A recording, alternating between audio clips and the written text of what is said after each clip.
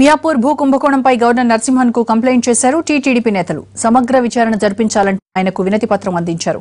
ఈ కుంభకోణంలో ప్రభుత్వానికి కూడా పాత్ర ఉందని ఆరోపిస్తున్నారు టీడీపీ నేతలు. విభజన చట్టం ప్రకారం సెక్షన్ 8లోని ప్రభుత్వ ఆస్తుల రక్షణ బాధ్యత గవర్నర్దే అన్నారు.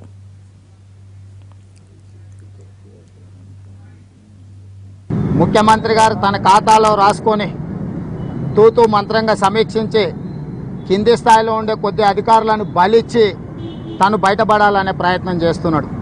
దానికి సంబంధించిన వివరాలు తెలుగుదేశం పార్టీ ఒకటొక్కటిగా బయటపెట్టడంతో ముఖ్యమంత్రి గారు ఈనాడు 15 రోజులు దాదాపుగా పూర్తిగా వస్తుంది కుంభకోణం జరిగి ఎక్కడ కూడా ముఖ్యమంత్రి గారు బయటకు వస్తలేరు. ముఖ్యమంత్రి గారు పోయి పుట్టలో దాక్కున్నాడు ఈరోజు. ఎందుకంటే తన సహచరులు, తన అనుచరులు, తన పార్టీ నాయకులు, తన కార్యాలయ సిబ్బంది, ఉప ముఖ్యమంత్రి, రెవెన్యూ మంత్రి అయిన మహమూద్ అలీ గారి బినామీలు, వారి కార్యాలయ సిబ్బంది, వారి పార్టీ పార్లమెంటు సభ్యులు, వీళ్ళందరూ కూడా ఈ కుంభకోణంలో సూత్రధారులు, పాత్రధారులు, కుట్రదారులు. వీళ్ళందరినీ బయట పెట్టాల్సి వస్తుందని, వీళ్ళందరి భాగోతాన్ని ప్రజలకు చెప్పాల్సి వస్తుందని ముఖ్యమంత్రి గారు ఈరోజు ముఖం చాటేస్తున్నాడు తెలంగాణ ప్రజల ముందుకు రావడానికి. కాబట్టి ఈనాడు గవర్నర్ గారికి స్పష్టంగా మేము చీఫ్ సెక్రటరీ గారిని కలవడానికి పోతే సమయం ఇచ్చి కూడా వారు కనిపించకుండా పోయినరు.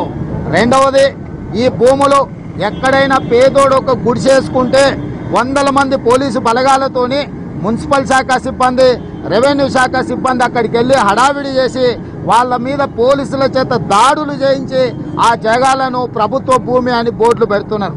ఇవాళ ఈ రాష్ట్ర ప్రభుత్వం ఈ కుంభకోణం వెలికొచ్చిన తర్వాత దాదాపుగా 15 రోజులు పూర్తయినా ఇంతవరకు ప్రభుత్వ అధికారులు కానీ, సంబంధిత శాఖ మంత్రులు కానీ, లేకపోతే హైదరాబాదులో ఉండే ప్రభుత్వంలో ఉండే కీలకమైన మంత్రులు కానీ ఎవ్వరు కూడా భూమి పరిశీలనకు వెళ్ళలేదు. ఇవాళ భూములను పరిశీలించడానికి వెళ్ళలే, ప్రభుత్వ భూములకు కంచేయలే, ఇది ప్రభుత్వ భూమి అని కనీసం బోర్డు కూడా పెట్టే ప్రయత్నం చేస్తలేరు. ఇవాళ ఏ గోల్డ్ స్టోన్ ప్రసాద్ మీద ఆరోపణలు వస్తున్నాయని ప్రభుత్వం చెప్తుందో ఇంతవరకు ప్రభుత్వం గోల్డ్ స్టోన్ ప్రసాద్ మీద ఫిర్యాదే చేయలేదు. గోల్డ్ స్టోన్ ప్రసాద్ మీద ఎఫ్ఐఆర్ నమోదు కాలేదు.